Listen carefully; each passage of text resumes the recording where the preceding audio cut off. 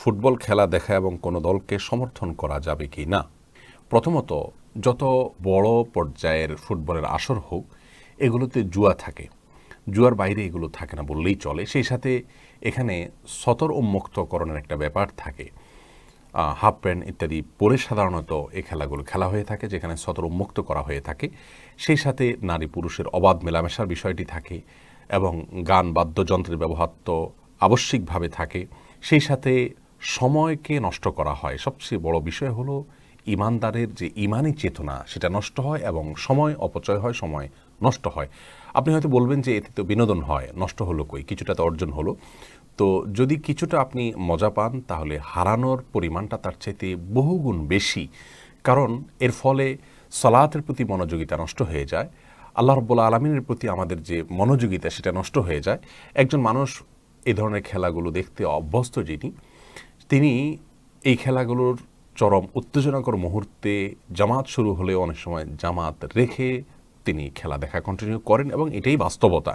অতএব আল্লাহর জিকির থেকে এগুলো গাফেল করে ফেলে, এক ধরনের এডিকশন, নেশার মতো একটা অবস্থা আমাদের মধ্যে সৃষ্টি করে এবং দিন এবং দুনিয়া উভয় দৃষ্টিকোণ থেকে আমাদের জন্য এর চাইতে আরও বহু উপকারী বিষয় থেকে আমাদেরকে দূরে সরিয়ে রাখে।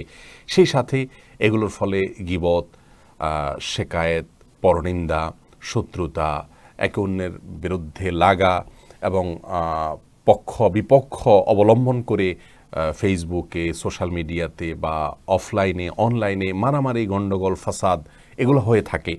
সেই সাথে কাফির এবং ফাসিক, যাদের মধ্যে আল্লাহ তাআলার প্রতি ঈমান নেই, বিশ্বাস নেই, যারা আমার রবের স্বীকৃতি দেয় না, তাদেরকে সম্মান করা, শ্রদ্ধা করা, ভক্তি করা, ভালোবাসা, অন্তরের গহীনে জায়গা দেওয়া, এগুলো সবগুলো ঈমান বিরোধী কাজ।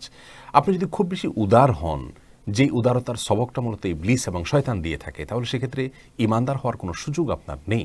প্রিয় দর্শক, রবের স্বীকৃতি যদি কেউ না দেন, সে কখনো আপনার আপন হতে পারে না। আপনার বাবা বা আপনার মায়ের জন্ম নিয়ে বা আপনার জন্ম নিয়ে যদি কেউ সন্দেহ করে, আপনার জন্মের স্বীকৃতি যদি কেউ না দেয়, আপনি তাকে কখনো আপন করতে পারেন না। সেখানে আপনার রবের স্বীকৃতি যদি কেউ না দেন, তাকে আপনি আপন কিভাবে করেন?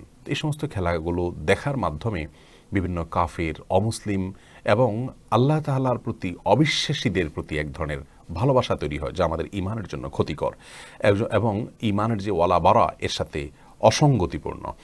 সেই সাথে আব্দুল্লাহ ইবনে মাসউদ রাদিয়াল্লাহু তাআলার একটি কথা আমরা এখানে উল্লেখ করতে চাই। তিনি বলেছেন, মান কাফারা সাওদা কওমিন ফাহুয়া মিনহুম, যে ব্যক্তি কোনো দলের দলভারী করে সে তাদের অন্তর্ভুক্ত হয়ে যায়। এসব কারণে একজন মুসলমান এই সমস্ত খেলাধুলাগুলো দেখতে পারে না। ইবলিসের চক্রান্তের অংশ এগুলো। মানুষকে আল্লাহর জিকির থেকে গাফিল করার জন্য এসব আয়োজন সে করেছে। সে আমাদের হিডেন শত্রু। আল্লাহ রাব্বুল আলামিন তার বিষয়ে গোটা কোরআন জুড়ে আমাদেরকে সতর্ক করেছেন। বিধায় এ সমস্ত গুনাহের কাজ, যেগুলো বিনোদনের নামে আমাদের সামনে আজ উপস্থাপিত হচ্ছে এবং এগুলোর পেছনে কর্পোরেট দুনিয়ার ব্যবসায়ীদের ব্যবসায়িক এবং বাণিজ্যিক স্বার্থ সহ নানাবিধ স্বার্থ তাদের আছে।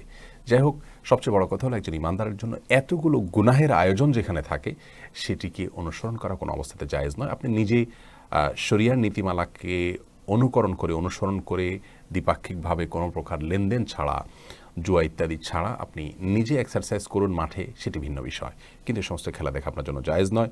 সৌদি আরবের ফতোয়া বিষয়ক স্থায়ী কমিটি একই ফতোয়া দিয়েছেন, অর্থাৎ এটাকে তারা হারাম বলে উল্লেখ করেছেন। আল্লাহ তাআলা আমাদেরকে বেঁচে থাকার তৌফিক দান করুন।